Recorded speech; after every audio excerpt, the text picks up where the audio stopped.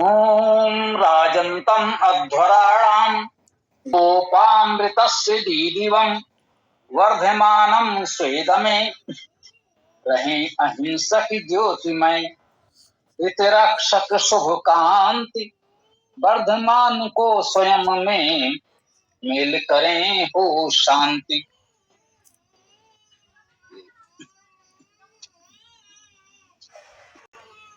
इस मंत्र का ये सुंदर संदेश हमारे लिए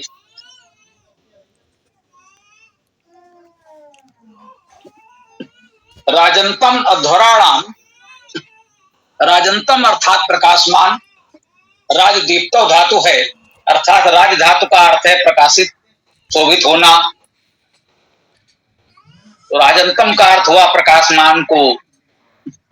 अध्वराणाम, अध्वरों का या अध्वरों में, अध्वर का अर्थ हम सब जानते हैं अहिंसा, अहिंसक, आ उपसर्ग नहीं के अर्थ में, और ध्रीध्वर धातु का अर्थ हिंसा करना। तो अध्वर का अर्थ हुआ अहिंसक, अध्वराणाम अर्थात अहिंसकों का या अहिंसकों में। इस बात को भी समझ लें, षष्ठी विभक्ति से बहुत बार सप्तमी का अर्थ भी होता है। हम में प्रकाशमान या हमारा प्रकाशमान, ये दोनों एक भाव को व्यक्त करते हैं, ऐसा वेद मंत्रों में, संस्कृत साहित्य में आपको मिलेगा। तो कहा गया राजंतम अध्वराणाम, अहिंसकों में प्रकाशमान या अहिंसकों का प्रकाश करने वाले, अहिंसकों के प्रकाशमान। गोपाम ऋतस्य दीदिवम, गोपाम गुप्त धातु का अर्थ है रक्षा करना, पालन करना। गोपाम का अर्थ हुआ रक्षकों के, पालकों के।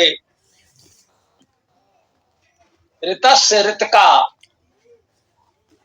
ऋत से भी हम लोग परिचित हैं, प्रकृति के संचालन के नियमों को ऋत कहते हैं। ऋ धातु का अर्थ गति करना, संचालित करना ही है। तो ऋतस्य गोपाम, ऋत का संरक्षण करने वाले या गोपाम रक्षकों के, ऋत के दीदिवम प्रकाश करने वाले। दीदिवम में दिव धातु है जिससे देव शब्द बनता है। प्रकाश करना, स्तुत करना, आनंद करना, प्रीत करना आदि इसके बहुत से उत्तम अर्थ हैं। गोपाम ऋतस्य दीदिवम, रक्षकों के, ऋत के या ऋत के रक्षकों के प्रकाश करने वाले, जो ऋत के रक्षक पालक हैं, जो ऋत का पालन करते हैं, रक्षण करते हैं, उनका प्रकाश करने वाले हैं। और वर्धमानम, बढ़ते हुए, बढ़ने वाले और बढ़ाने वाले, बढ़ना, वर्धमान बढ़ता हुआ, बढ़ने वाले, बढ़ाने वाले। स्वे अपने सर्वनाम है। दमे, दमे में दम धातु है, दम धातु से दमन शब्द भी बनता है। तो दम धातु का सीधा अर्थ तो आप यही कह सकते हैं, दमन करना। दम धातु के अर्थ में दिया है संधि करना या मेल करना, उपशमन करना, शांत करना, जीतना भी इसका अर्थ है। तो स्वेद में अपने दमन में, दमन करें तो अपना करें, शमन करें, शांत करें अपने आप को, अपनी इच्छाओं का उपशमन करें, अपने को शांत करें। संधि करना भी अर्थ है। ये जो भी गुण कहे जा रहे हैं, सूक्त का देवता अग्नि है, तो उस अग्नि स्वरूप परमेश्वर की ही बात की जा रही है। दम धातु का अर्थ संधि करना, प्रीत करना, मेल करना भी है। तो हमें उस परमेश्वर से मेल कर लेना है, तो कुछ और करने को क्या रह जाता है। उस परमेश्वर से हमारी संधि हो जाए, उससे हमारा मेल हो जाए, तो जीवन हमारा आनंदमय हो जाए। तो छोटा सा महत्वपूर्ण मंत्र है, गायत्री छंद है, 8 वर्णों के 3 चरण का ये गायत्री छंद छोटा सा मंत्र है।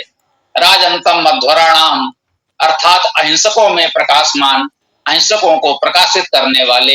ये परमेश्वर के गुण बताए जा रहे हैं, वो अहिंसकों को प्रकाशित करने वाला है। परमेश्वर का प्रकाश अहिंसकों को मिलता है। अकारण हिंसा करने वालों को नहीं। आपात धर्म में हिंसा हम भी कर सकते हैं, वो एक अलग बात है। स्वभाव हिंसक नहीं है। अनावश्यक किसी को कष्ट देना हिंसा है। और समाज की रक्षा के लिए यदि युद्ध भी करना पड़े तो अध्यात्म की दृष्टि से वो ऐसी हिंसा नहीं है जिसे अपराध कहा जाए। उसकी तो स्वीकृति है ही आपद धर्म के रूप में। राजंतम मध्वराणाम, अहिंसकों का प्रकाश करने वाले, अहिंसकों को प्रकाशित करने वाले हैं परमेश्वर अग्नि स्वरूप। परमेश्वर की बात की जा रही है। गोपा अमृतस्, ऋत के रक्षक हैं और ऋत की रक्षा करने वालों को भी दीदिवम कहा है, उनको भी प्रकाशमान करने वाले हैं। वर्धमानम, सबको बढ़ाने वाले हैं। कैसे? स्वेदमे, अपने दमन में, अपने को शांत करने में आप लगें, फिर परमेश्वर आपको बढ़ाएंगे। ये छोटे से मंत्र का बहुत महत्वपूर्ण और उत्तम संदेश हमको प्राप्त होता है। तो इस मंत्र की इस व्याख्या के साथ आप चाहें तो आज के हम अपनी बात को विराम दे सकते हैं। आप लोग अपना जो भी प्रश्न विचार आदि को प्रस्तुत कर सकते हैं। ओम शांति। अभी बात चल रही थी चेतना और ऊर्जा के बारे में। तो देखा जाए तो दोनों एक ही तरह या एक ही हैं कहा जा सकता है। तो इस पर जो बात हो जाए ये सोच रहा था मैं।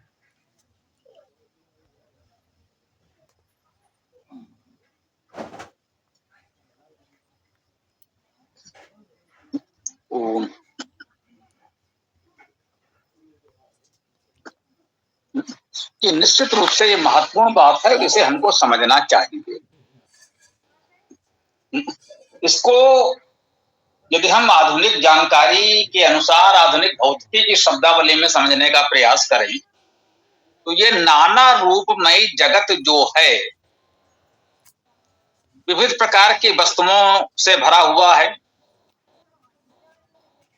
जब ये खोजने का प्रयास किया गया तो धीरे धीरे खोजकर्ताओं को लगा कि नहीं, कुछ ही महत्वपूर्ण पदार्थ हैं जिनसे ये विभिन्न रूप बनते हैं। इसे सामान्य रूप से देखने पर हिम या बर्फ अलग है, जल अलग है, वाष्प अलग है, लेकिन थोड़ा सा ध्यान से देखा तो पता चला है तो वही जल अत्यंत शीत में वो उस ठोस जैसा आकार लेकर के हिम या बर्फ हो गया, थोड़ा सा पिघला तो जल हो गया और ताप मिला तो वाष्प हो गया। ये तीनों पदार्थ मूलतः एक हैं। ये थोड़ा सा निरीक्षण करने से, अनुभव करने से लोगों को लगा। तो ऐसे ही जब खोज करते चले गए तो पता चला ये इतनी जो अनंत वस्तुएं दिखती हैं वो कुछ तत्वों से बनी हैं।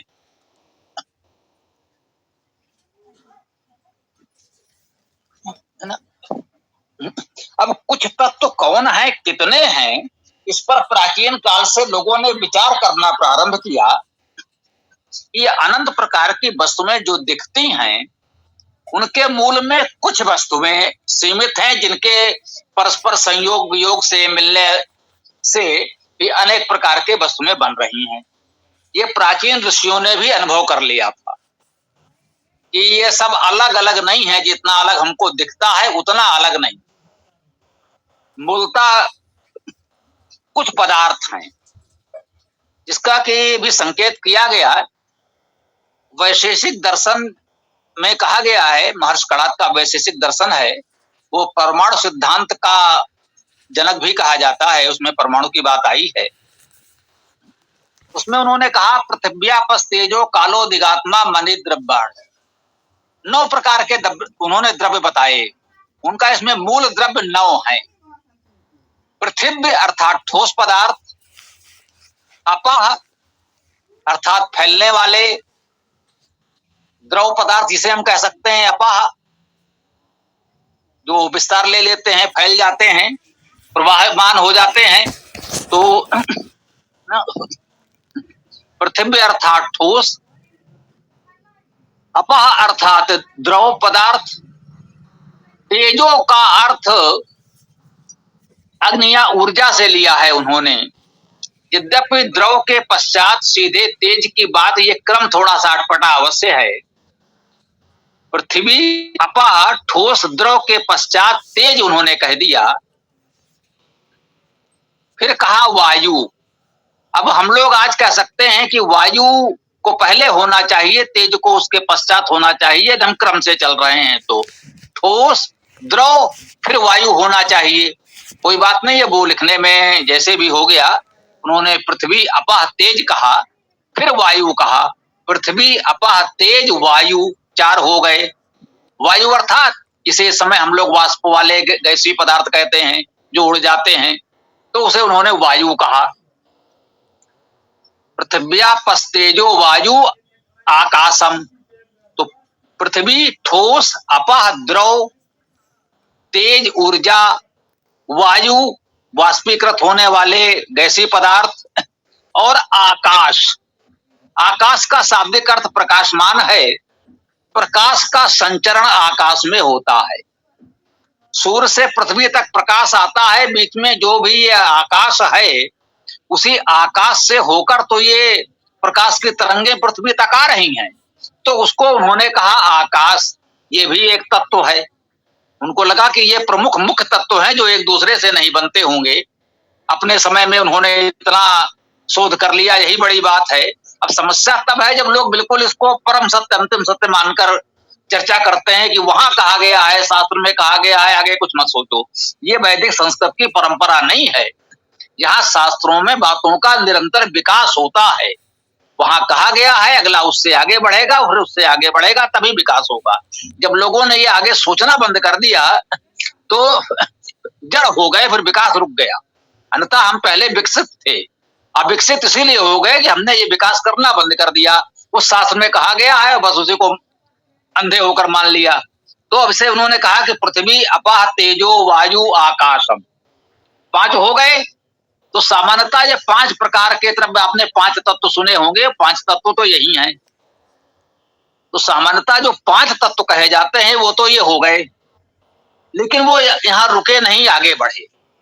वायुराकाशम, फिर कहा काल, दिक, आत्मा।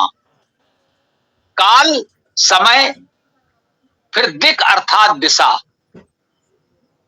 इसको इस समय भी टाइम एंड स्पेस महत्वपूर्ण तरीके से बताया जा रहा है। ये वाकई एक महत्वपूर्ण तत्व है। काल और दिशा, टाइम एंड स्पेस। तो होगा कालो, दिक, आत्मा। उसके पश्चात उन्होंने कहा आत्मा, जो विषय था मुख्य, कि आत्मा भी उन्होंने कहा कोई तो ये तत्व अलग है जो इन सबसे भिन्न है। कालो, दिक, आत्मा और मन इत द्रव्याण, उन्होंने कहा। अब मन को सबसे अंत में लिया। अब हमारे विचार से यदि पृथ्वी से क्रम लेकर चले थे तो उस दृश्य से हम कहेंगे, जैसे हमने कहा पृथ्वी आपस तेजो, द्रव के पश्चात तेज या ऊर्जा को ले लिया, ऊर्जा को वायु के बाद रखते तो अधिक उचित होता। वैसे यहाँ पर आत्मा पहले और मन उसके पश्चात आ गया है। तो जैसा कि हम सब सामान्यता मानते हैं कि आत्मा जिसको भी माना जा रहा है वो मन की अपेक्षा अधिक सूक्ष्म है। मन को तो लोग भौतिक और जड़ मानते हैं। मन की गति को लोगों ने मापने का प्रयास भी किया है, लेकिन आत्मा तो अभी किसी की पकड़ में आया नहीं। अर्थात वो और अधिक सूक्ष्म है, इसलिए कुछ लोग उसको काल्पनिक या जो भी मानते हो, है ना, क्योंकि उसके विषय में अभी ठोस जानकारी नहीं मिल पा रही है। उसका मापन, अनुभव करना अभी संभव नहीं हो पा रहा है। हो सकता है आगे सरलता से होने लगे। तो ये 9 तत्व उन्होंने बताए, जिसकी चर्चा कर दी गई। भले ये तो 9 तत्व हैं, हाँ हैं। अब ये 9 तत्व हैं, क्या ये 9 तत्वों को अनादि मान लिया जाए? अद्वैत वाले 1 मानते हैं, द्वैत वाले 2 मानते हैं, और समाजी त्रैत मानते हैं, वे 3 को अनादि मानते हैं। अब कड़ादि ने तो 9 गिना दिए, 9 तत्व हैं। तो या तो आप इन 9 तत्वों को अलग अलग अनादि माने। बोले नहीं भाई, ऐसा तो नहीं लगता। यदि ये 9 अनादि नहीं हैं, अर्थात ये 9 तत्व भी एक दूसरे से बन रहे हैं, परिवर्तित हो रहे हैं। ठोस द्रव हो जा रहा है, द्रव से उष्मीकृत वाष्प रूप होकर वायु रूप हो जा रहा है। उसी का और अधिक सूक्ष्मीकरण होता है तो वो ऊर्जा, प्रकाश, ध्वनि आदि के रूप में परिवर्तित हो जा रहा है। अब ये जो प्रकाश ध्वनि आज ऊर्जा के रूप में परिवर्तित हो जा रहा है, ये तरंगों के रूप में है। तरंगों के रूप में प्रकाश भी चल रहा है, ध्वनि भी चल रहा है, और मन की गति भी अभी प्रयोगशाला में तो संभवतः सिद्ध न हुआ हो, लेकिन मन के वेग को नापा गया है, ऐसा कहीं मेरी जानकारी में है। मेरे पास इस समय कोई प्रमाण तो नहीं है। तो कहीं ना कहीं मन भी हो सकता है तरंगों के रूप में चल रहा हो, उससे भी सूक्ष्म हो। और आत्मा जो चेतन है, अर्थात आप देखिए क्रमशः जो जितना सूक्ष्म होता जाता है, उतनी ही उसमें गतिशीलता या चेतना बढ़ती जा रही है। ठोस बिल्कुल आपको लग रहा है जड़ रखा है, एक पत्थर है रब रखा है तो रखा है। द्रव जल उससे सूक्ष्म है, वो बहने लगता है, उसमें गति आ जाती है स्वाभाविक रूप से। वायु चारों दिशाओं में फैलने लगेगा। प्रकाश या ऊर्जा है वो और तीव्रता से आगे बढ़ेगा, गति उसकी बढ़ती जा रही है। तो इस गति को एक चेतना का प्रभाव समझें तो माने इसमें धीरे धीरे चेतना का अंश अधिक प्रभावी होता चला जा रहा है। इसी के रूप में कहा जाता है मन की गति तो प्रकाश की गति से भी बहुत अधिक है। अर्थात मन में जो चेतना का अंश है वो प्रकाश या ऊर्जा की अपेक्षा कुछ और अधिक है। और आत्मा तो सर्वव्यापी है, उसकी क्या गति, वो चाहे जितना भाग कर जाओ सबसे पहले वहां उपस्थित मिलेगा, उससे आगे तो कोई हो नहीं सकता। यजुर्वेद के 40वें अध्याय में वाया भी है, तदेजत तन्न एजत तद्दूरे तद्वंत के। वो गतिशील भी है, नहीं भी है, वो निकट भी है, दूर भी है। जितनी भी तीव्रता से आप जाएं वो पहले से आपसे उपस्थित मिलेगा, क्योंकि वो सर्वव्यापी है। तो ये वेद में आत्मा और परमात्मा का भेद नहीं किया गया, वो एक ही तत्व है। एक चेतन तत्व जो सर्वाधिक सूक्ष्म है, सूक्ष्मतम है। जो सूक्ष्मतम है वो शुद्ध चेतना है। वो जितना घनीभूत होता जाता है, कहले चेतना का प्रभाव उतना घटता जाता है। आप अकेले जा रहे हैं, दौड़ जाइए जहां जैसे इच्छा हो। आप परिवार के साथ जा रहे हैं तो फिर सबकी एक सामूहिक गति से चलना पड़ेगा। पर ऐसा नहीं अकेले आप जहां जैसे चाहे भाग खड़े हों।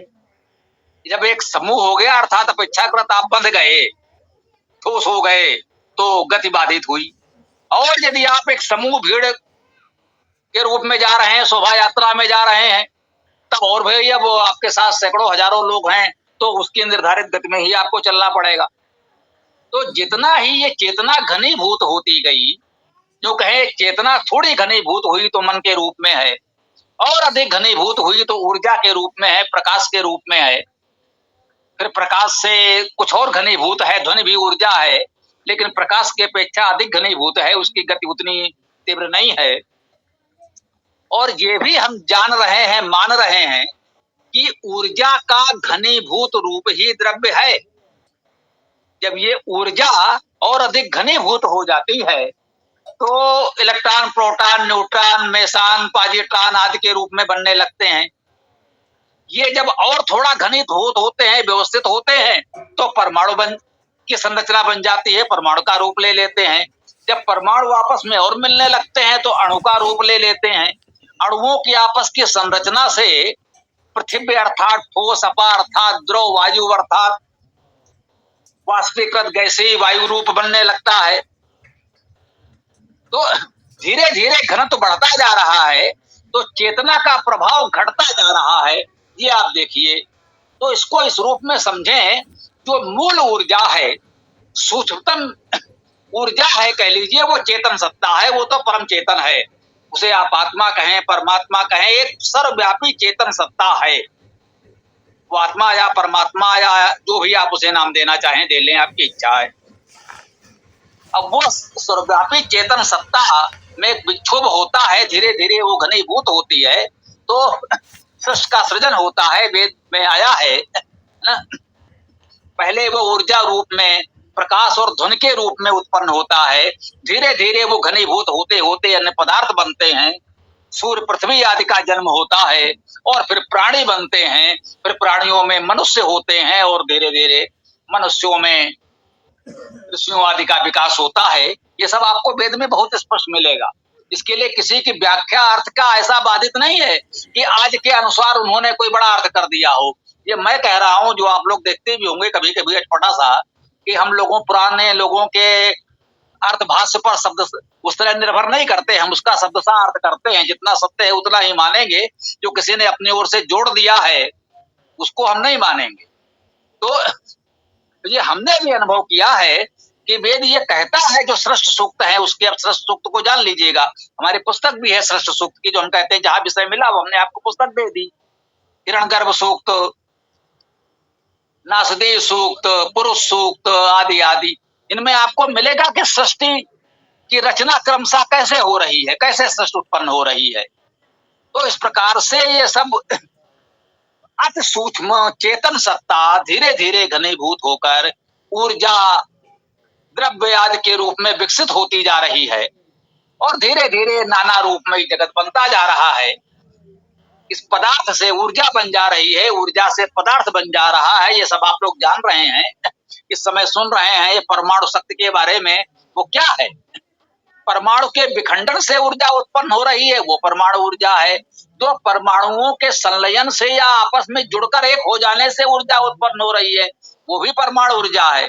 परमाणु ऊर्जा दो प्रकार की है, परमाणु के टूटने से आती है, दूसरी परमाणु के मिलने से उत्पन्न होती है ना। तो इससे पदार्थ ऊर्जा में परिवर्तित हो जाता है, अर्थात जितने मात्रा का पदार्थ आपने कुल मिलाया, दो परमाणु मिले तो दोनों परमाणुओं का कुल भार जितना था, मिलने के पश्चात उनका संयुक्त भार थोड़ा सा न्यून होगा, उससे घट जाएगा, और जो ये अंतर है वो ऊर्जा के रूप में परिवर्तित हो जाएगा। पदार्थ ऊर्जा में परिवर्तित हो गया, और ऊर्जा घनीभूत होकर पदार्थ में परिवर्तित हो जाएगी। तो इस सबका निष्कर्ष यही निकला कि एकमात्र सूक्ष्मतम ऊर्जा जो सर्वव्यापी है वो विशुद्ध चेतन सत्ता है, और उसी के घनीभूत होने से क्रमशः ये नाना रूपमयी सृष्टि का विकास होता है, और इसका समर्थन हमारे वेद के सृष्टि सूक्त भी करते हैं। तो आगे अब आप लोग इस पर विचार करें।